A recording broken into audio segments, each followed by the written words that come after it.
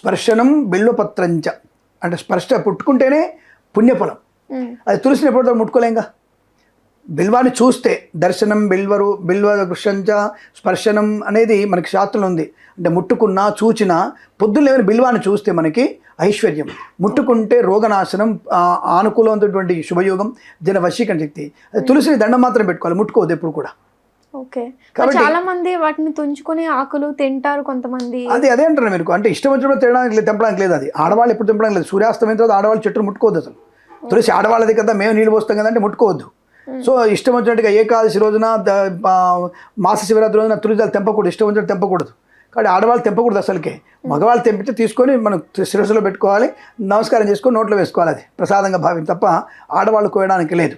ఎప్పుడు పడితే అప్పుడు ముట్టుకోవడానికి లేదు. మంగళవారం ముట్టుకోకూడదు, మంగళవారం తెంపకూడదు, అమావాస్య ముట్టుకోవద్దు, అమావాస్య తెంపకూడదు.